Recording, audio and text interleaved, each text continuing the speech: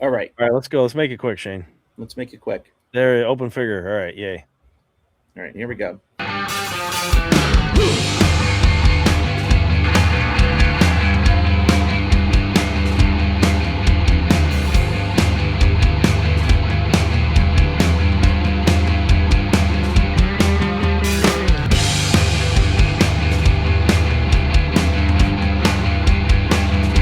Hey everyone, welcome to another episode of 5 Idiots Talking Toys. It's time for a new podcast topic.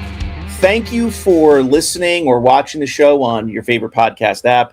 We are on Spotify. That's my music app. I don't know about the rest of the idiots.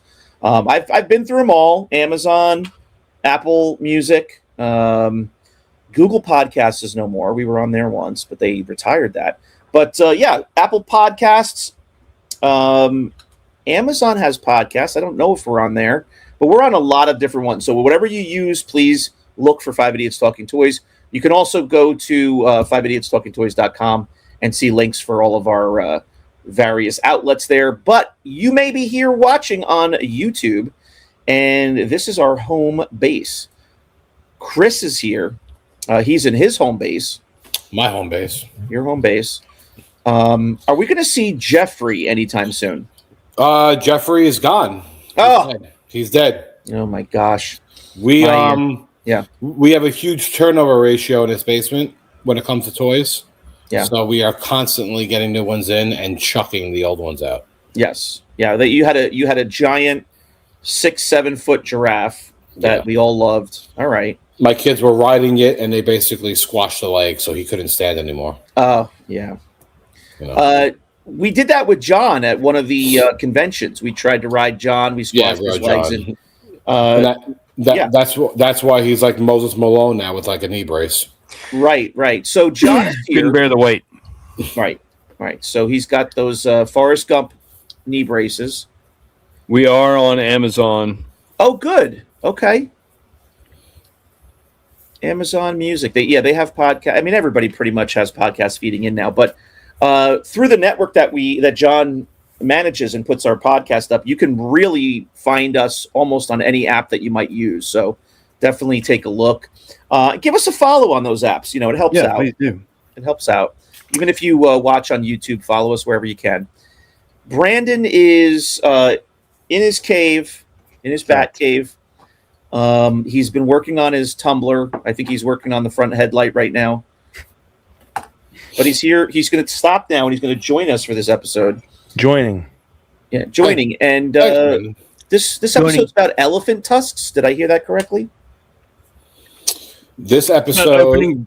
I don't know, John. What is this about? Go ahead, Chris. No, John, go. This is John's topic, so let John introduce. I love this topic because it's so insane that people are so adamant about how to treat vintage toys, right? That it's almost like a virtue signaling for toy collectors. A man once said that opening a vintage toy that has been sealed for 35, 40 years is akin to stealing tusks from an elephant for its ivory. Right. What do they call that? What do they call that with the ivory? Poaching ivory. Yeah, it's not breaking the ivory. No, I would say I would say that guy has severe mental health issues. Yes, his name is Jay Coleman. Yes, he now works for. Video of that. He posted a video of that on one of the groups, and I don't know if it was his. What's that called? I don't even want to or whatever. I don't want to promote that, but the Veterans Association. I think the Veterans Association. We should promote that. We could. Brandon's going to be in there in that organization soon. It's some kind of. He's probably already in there or something. Yeah. Anyway, he posted that video one time, and it's this. You know our history with and everybody that watches the podcast and has watched it from the beginning definitely knows our history with Jim and the lives he tried to destroy. Yeah, pretty much. But do I? I said, yeah, pretty much. Yeah, pretty much. But I saw that video after we had him on as a guest. That video no longer exists, by the way. That episode no longer exists. But I saw that after we had him as a guest, and the first words out of my mouth to you guys were, "That guy is a lunatic." It was. Well, there's other lunatics too that think that opening up vintage toys is a cardinal sin. Yeah, no, this is a. I know it's tongue in cheek a bit here, but this is a pretty big segment. I mean, people are kind of divided. You know, I don't know which is the bigger group, but there's people that think every sealed. I mean, there's people that think even if a bubble is like halfway open, like don't you dare. Yeah, like leave it how it is. Like, you know, don't you dare open it. The topic of the episode is opening up vintage items and toys. Right. How do you feel about it? Would you do it? Whatever. At some point, like, let's go around this table here and see how each one of us feels individually about it. Yeah, I'm kind of curious to see what you guys think. I am of the ilk that it's yours. You bought it. Do what you want with it. Right? It's your property. And the thing is, there were so many that were made. And so many that are still on the bubble. And so many bubbles that are now sliding off. It doesn't matter. We'll do what you want to do. I mean, not one person is not going to like preserve the entire collection of MOCs ever produced. Right? But I've done it. I'm not ashamed to say that I've done it. You've done it, John? Oh, absolutely. Get a cracked bubble in. Shame on you. If you got one of those Pika Poops that when you order a figure and then the figure pops his head up through the top. Yeah, I'm opening it. I'm with John in the sense of I think everybody should do whatever they want with the money that they spent. Once you own a figure, you bought it. Yeah, it's up to you what you want to do with it. You want to run it over your car? That's your own prerogative. Yeah. I mean, yeah, I'm in your boat, John. Like if it's popping up through the top and the blister's like destroyed, and like, it also depends too. Like, I'm probably not gonna do that if it's a one of one kind of figure that no one's seen before, or a figure that's super hard to find, something like that. But none of this stuff is rare. I mean, there was somebody that just found like 100 MOCs, or they didn't find it. Somebody walked into the guy's store with all the figures that they bought as a kid or a young adult, and one bought two of these, one to open, one to keep. One of those kind of deals. Yeah. One of those deals where they walked into the guy's like store and they had like 100 MOCs for sale and sold it to the guy. Like none of this stuff is rare. Yeah. Like I'm not Vlix. Vlix eventually all these blisters they're just going to fall apart anyway. Yeah. But I mean, I honestly see both sides to the story to a point, and I understand about opening up vintage and stuff like that. When people ask me, I will never tell you to personally open it, ever. That's my opinion. I will never say, hey, open it. Unless you're Adam Chitwood. But, you sure as hell told Adam Chitwood to do it. Unless you're Adam Chitwood. You did. But... Well, you didn't tell him to. You encourage I find it completely insane that there are people that legitimately think they can tell you what you can and cannot do with your own item, as if they're like the police of the hobby controlling you and saying we're going to boot you from the groups. If you remember that. His mental illness was so bad at one point where he was booting people from groups if you were opening up like MOCs. And that was one part I never agreed with, because again, I won't ever tell you to open it. It may not be what I may do personally, but I find it insane that you think you have the right to tell someone what to do with their why own would you publicly shame? You're publicly shaming somebody for doing something with something that they own. Yeah, he was. Well, he was publicly shaming these people for doing this stuff, and I'm just like, all right. I'm like, this guy is insane, obviously, as we know. But I mean, again, if a figure is popping through the blister, like if I got in like a Luke X-Wing, right? And it was on a cracked blister. And now I know that a Luke X-Wing is super hard to get in an 85 condition, and he's worth, like, let's say $300 graded, and he's popping through the blister. I am ripping it open and going to send it in for grading. And you know what I mean? That's just me.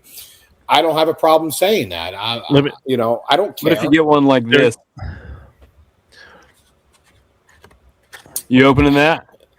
I mean, me personally, probably not. No, there's no reason to open that, John, because you can get that same exact figure for nothing. You know? Yeah.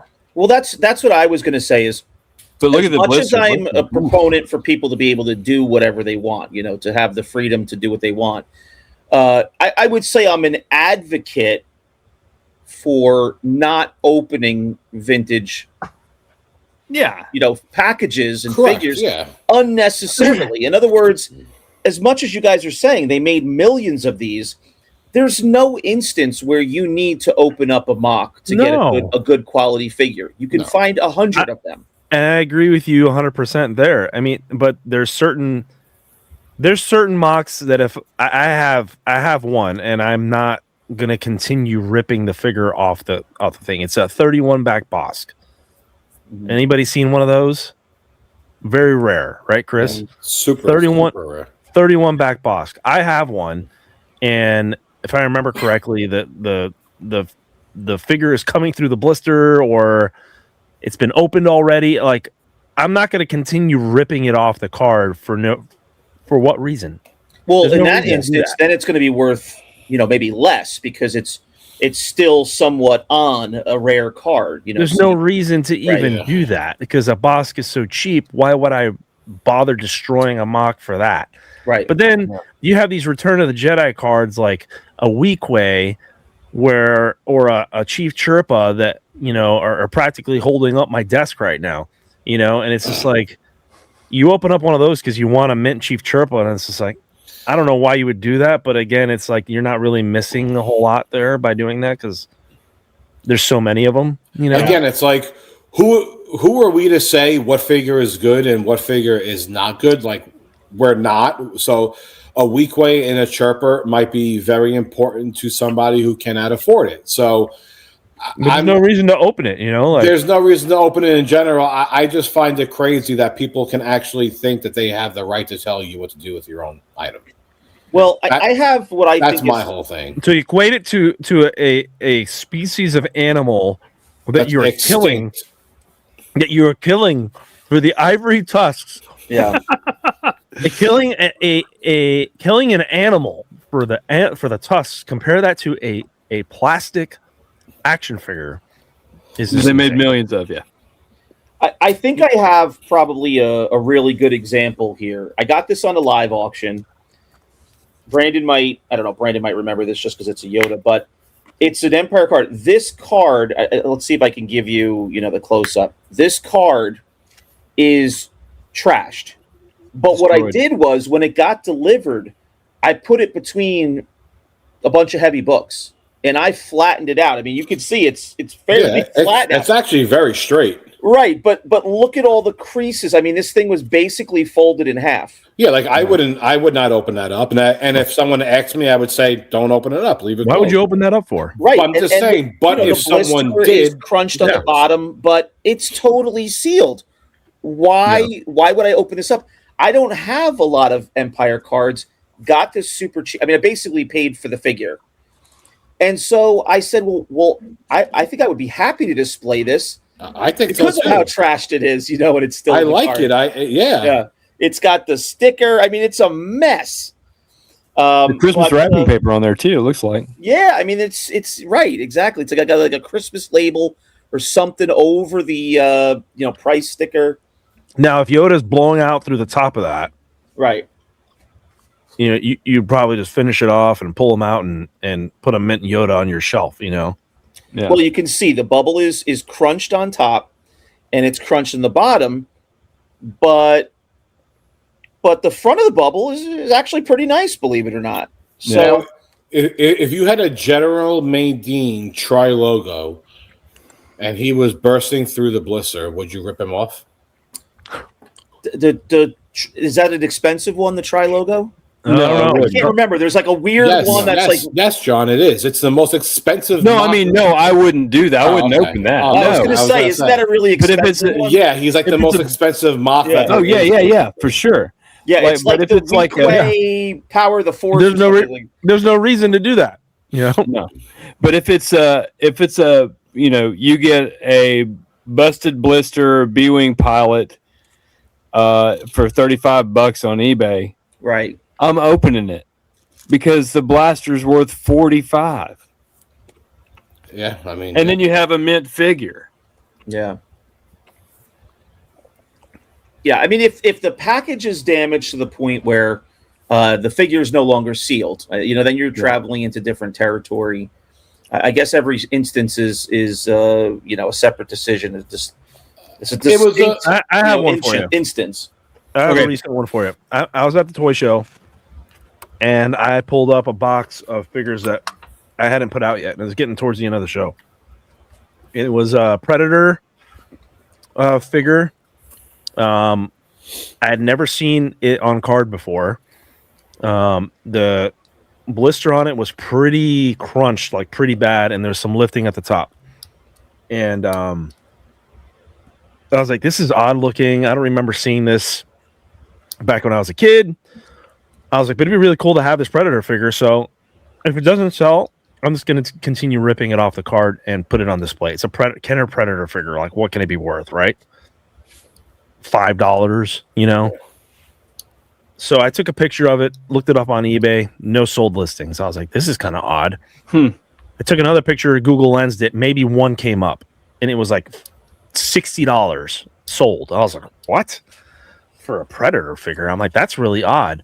So I sent it to a buddy of mine that does aliens and Predator figures, and he's like, oh, that's one of the rarer ones, and it's a Hive Wars figure. That's the card back that it's on. And I'm like, so is this a pretty rare? He's like, yeah, they're pretty uncommon, but they're not worth them. Only like $40 to $60, but that's a lot of money for a Predator figure, on card. So I was like, oh, sorry, I left it alone. I didn't continue opening it, and somebody ended up buying it at the show anyway.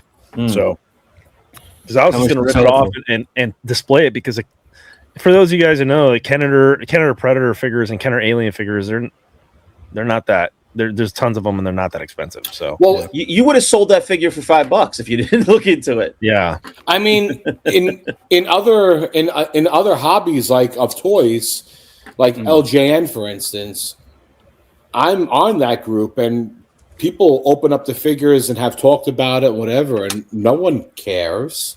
No one acts like you just killed your grandmother. No one is roasting you in the comment section.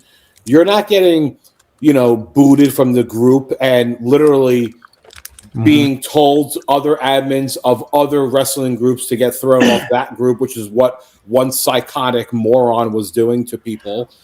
Like, that's making the thing. posts. He created a hive mind. What he's done really essentially is he created his own fantasy island. And most of the people that are actually real collectors in this hobby are not on Fantasy Island, and if they are, they're only there to spectate and laugh at him, and then they come back and show us all the stupid things that he does. But for the most part, he kind of created his own little world over there, and that's what these people think. Like, they actually think this stuff because he tells them, but in reality, it's not really like that. I don't know what these LJN wrestler figures go for on card. Well, I was going to say, I'm surprised that they're expensive. Equivalent to Star Wars? Yeah, LJN is expensive. You get a sealed figure, it would not be uncommon to see $300 to $400 for some figures. I'm comparing Kenner Aliens and Kenner Predator figures that are worth $5 to $20. Yeah, they're like Power of the Force too. Like ripping those off the card. Yeah, but it's very hard to tell with LGN wrestling figures because you can have a standard Hulk Hogan, right? And you can sell him all day long for $5 to $10 because he's been beat up and played with. Or you can sell a mint perfect one that was never played with technically, and you can get $125 for it. Yeah. and people will be, dropping their pants and sweating everywhere for this thing because the LJN are rubber bendable figures and the paint rubs off and cracks off kind of easily. And when the figures are like rubbing and banging together, you can rub their colors off onto one another. So when you're finding them like perfectly mint, they can go for a pretty penny. But then like the beat up ones, it's like, all right, well, they're $5-10. But again, I've seen conversations where like the blisters are like nearly torn apart and the guys are like, yeah, you rip it off. Like, no problem. Like I guess if you save the card back in the blister and then the figure, it's probably it's still the same value with the figure. I don't know. And this isn't my wheelhouse. I don't know LJN figures, but I've seen postings and stuff. It's like for us who are not in those groups and we don't collect them, you wouldn't know, but it's like the figures you would never expect that are some of the most expensive ones. It's like something like a sealed MOC, like Big Boss Man or Honky Tonk Man will be like some of the most expensive ones. And maybe I'm BSing. Maybe they made fewer of them. Yeah, but maybe, yeah. I mean, and you're kids and you watch the Saturday morning. Those were the jobbers. Like Honky Tonk Man was like a joke. He'd come in and lose. Here's the deal with the Honky Tonk Man, and someone can correct me if I'm wrong in the comment section. The Honky Tonk Man was a later release of figure. And what happened was in the earlier production of the figures, I want to say, and again, I could be wrong, the figure was beige. And then they colored each body part, whatever the color of the shirt was and the arm, whatever. Towards the end, they started to get very cheap and they cheaped out that every single figure was colored blue. And then they painted over the blue whatever color was. So the Honky Tonk Man is super hard to find in clean condition because his nose rubs, and when your nose rubs, you see blue. Oh, okay. You don't see like a beige or whatever. Yeah. So it's something like along those lines. They changed the paint and they changed how they were painting the figure itself. But a Honky Tonk Man goes for a lot of money. Yeah. Yeah, he was the one that stuck in my head because I think I saw a post at one point. I was blown away. But I mean, I'm surprised that there's something like that. Maybe even like really cheap Indiana Jones, like Indiana Jones stuff. Now, I have no idea how many things were made. I'm not a professional when it comes to that. Yeah, but I do know that the play sets, whether the play set is sealed or if it's opened complete and in really good condition, it's the same price. Oh. There's not much of a difference at all. Yeah. If there is. The throne room, doesn't it come with an indie? And then some indies came with a gun and some didn't?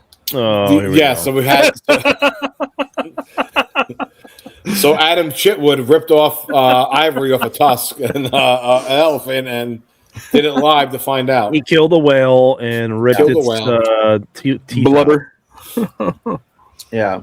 But I mean, again, I'm not telling anyone to ever do this, whatever, but like a last 17 figure, like a gunner, you can get a beat up MOC version, whatever, and you could probably get them for around $300. You get them for what you can pay for loose, yeah. But if you rip them off the blister, again, I'm not telling you to, but if you ripped them off the blister, now you have what should be a mint gunner worth $300 or $275, however you want to call it, and then you still have the card back and the coin that's probably $30-$40.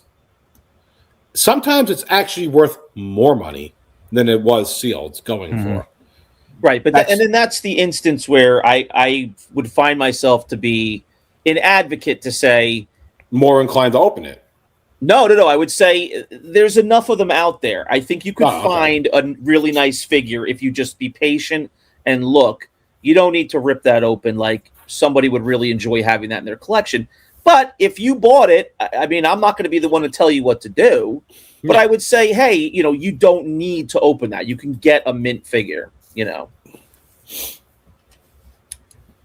I mean, I think this is just one of those things that comes down to personal opinion. It's kind of like politics. It's all personal opinion and how you feel and what you think. You really can't be telling people what to feel and what to think, which is why it was absurd to begin with that there was someone that was going around telling people how you should feel and how you should think. And there was multiple people doing this. It wasn't just one person. I mean, there's multiple groups where, You couldn't even post about that. It wasn't allowed. Oh my god! They find out that you ripped that thing open. It's like, oh yeah. It's like the bleaching thing. They find out that you bleach a figure, and it's like, oh my god, why would you do that? You're ruining vintage. And it's just because I wanted a white one. Yeah. Yeah. And here's a crazy part. I know someone who was bleaching some figures and sent them into CAS and got them graded. Are they all yellow now again? No, they're all white, and they all graded super good. Yeah. Oh my god! And I was like, really? I was like, I thought you could tell. I thought that there was a process with this thing. Again, when it comes to bleaching, I wouldn't have the slightest idea of where to even start. Something that I am not interested in or have the time to. Well, but people feel the need to tell me these things. Yeah, maybe because I sell toys. And I do this. We've seen people post about it, right? Like it has to do with like some high level peroxide. You put it in a mason jar and you put it out in the sun. Like I at least know that much. There's some new way using some kind of light, because some people send me pictures of some stuff, man, and it looks good. They sent me a stormtrooper, and I said, "Oh my god!" I said, "That's the nicest stormtrooper I've ever seen in my life." And they go, "Yeah, I peroxide it." And I go, "How?" I go, "I thought the black paint comes off." They go, "No." No, there's a new way of doing it. And he's like, and I sent it into CAS to get graded. And I'm like, what did it get? He's like, 85 and higher. Let's just put it that way. I'm like, what? That's where this hobby's dangerous. Yeah. I mean, just for fun, I should try it because I have so many stormtroopers. There's probably a couple decent painted ones in here. They just I know a guy in a store that was doing that and selling the figures. I would look at the figures and make sure, because I thought that the peroxide left some kind of residue on the black paint. I mean, that's what I thought. I've heard that they yellow again over time, and I heard that they yellowed again over time. But I also heard that there was a black light or some kind of light technique that you can see that it's been whitened. I don't know what that technique is, and I don't have that light to check. Maybe it was an off day with CAS. I mean, I think we all know in general as toy sellers, anytime you get in a vintage toy, whether it's a Leia, a Luke, or Stormtrooper, and he's super ultra white like that, I'm looking at it for about an hour. Yeah, I'm looking at it at an hour straight and being skeptical about it anyway. Yeah. Well, I bought a biker scout. I think we talked about. I told this a couple of years ago. I bought a biker scout from somebody. We all know who he is. We all know who he is, right? Yeah. That sold it, and I got it. I opened it up, and it was wet. I have no idea. Wet? Oh my god! Fresh out of the dip. Nice. Yeah, nice. I mean, I'm looking for my magnifying glass. I can't find it. Are we talking about areolas? Yeah. Oh, okay. Yeah. Shine bright like a diamond. It's got that drip. Nice. Yeah, well, how more people have not caught on to, that's shining bright like a diamond. How more people have not caught on to that, and those super white X-wings and all that, and TIE fighters. Beyond me. Well, there's one guy that does the rehab, and that's fine. If he sells it as, this is back from the Resto lab. Mm-hmm. He completely divulges everything that he did to and he still catches crap, but good for him for divulging. Well, the problem isn't him; it's the problem that he sells it to, and then that guy who sells it. That's the problem. That, yeah, that's a good point. The guy says it's fine, and like, you know what? That's fine. You're selling as a slave as you should, but the next guy might not be doing that. So the moral of the story is, if you want a legit white stormtrooper, rip it off the card. Some of them aren't even. Even on the card, they're actually sometimes worse looking than they are. Yeah. It comes down to the plastic. Every mix of that plastic is like molecules different than the previous mix, and some of them are going to yellow more than others, and where it was kept and how, and it doesn't matter sometimes if they're sealed or not. I have modern figures, early 2000s of like biker scouts, and they're already turning yellow. Oh yeah, I have some clone troopers that are turning yellow. Oh God! So it's not only vintage figures; it's modern figures too. It's modern figures too. Yeah, I actually had a couple of the vintage collection that are like 2012, 11, and they're like biker scouts. They're already and they're like yellowing. I'm like, oh my God, this is 10 years old. It's yellowing. Yeah, it's garbage. I wonder if they're gonna make prototype ones of those too. Sell them on Deal No Deal for $17,000. All right. Well, we want to hear from everybody who's watching. Are you against opening vintage toys? Now, of course, on this show, we consider vintage, 70s and 80s.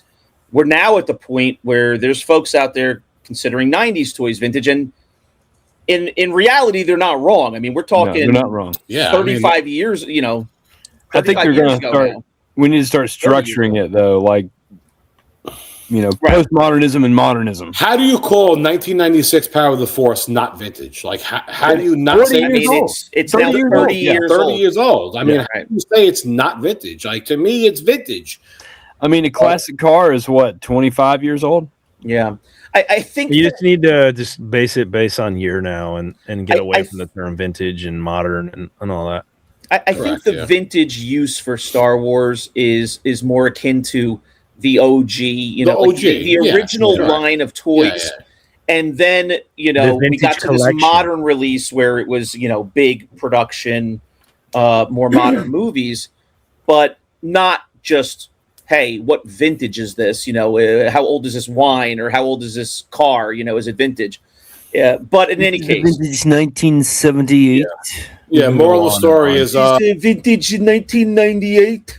Please stop messaging me and asking me if I think you should open up this figure or this vehicle. I don't want to know. Right. I always feel like that I'm secretly getting trapped into saying something, and after the whole James Coleman thing, people saving screenshots and this and that. It's just like, I don't want to say anything anymore. This moron might come out of the closet in 5 years and be like, look, he told me to open this up. And I'm like, I'm not saying anything anymore. Yeah, we don't want anybody coming out of the closet. That's what I say. Do whatever you want. Do whatever you want. Leave me alone. Yeah. All right. So whatever you consider vintage, maybe you consider, something from the 90s that has gone up and it is rather valuable. We're not talking $5 Power of the Force, but something with a little bit of value, something vintage, something that is not as common. A short run line. We've talked about some toy lines that were not real successful, and now some of those figures and vehicles are pretty valuable because there weren't a lot of them. George, are you a proponent for opening those toys up in various situations? Let's hear from you in the comments below. Let's hear from you in the comments below. Please also subscribe to the channel, like this video, and if you like what we're doing, check out this URL on the screen. Support the show there. Boys, another good episode. Charles has to get up and go to the bagel shop in the morning. He's going to create bagels. Sit on the side of the road for 12 hours. Cream bagels. Yeah. When I was in high school, I had to be at the bagel shop at 5 a.m. Did you work there? Yeah, you guys know I'm not a morning person. That was not the job for me. But I did like it, though. I did like it. It was fun making the bagels and then selling them all morning long, So. Did you do like that guy that had the long skiff with 45 bagels on there and slid it into the oven? Of course. That's what they all do, John. Every one of them has that. We had a big, giant mixer. When I say mixer, I'm trying to think like the size of the ice machine that somebody peed in at the convention. I mean, this mixer would take 50-pound bags of flour, and then we would put them all on racks and roll this giant rack into the oven that was 600 degrees, and you would burn yourself just standing near it. So I guess that was modern at the time, but it was fun. It was a fun job. But Charles is getting up early, so he's not here. Please go out to Long Island and visit him at his bagel shop. It's called Charlie's Bean Satchel Bagels. Charlie Bean Bagels. Charlie Bean Bagels. A bean bagel. And you can finally also collect those at Rogue 5 Toys. So head on over there. Thanks for watching. We'll see you next time on 5 Idiots Talking Toys. Bye, Bean Bagels. Bye. Bye. Good night.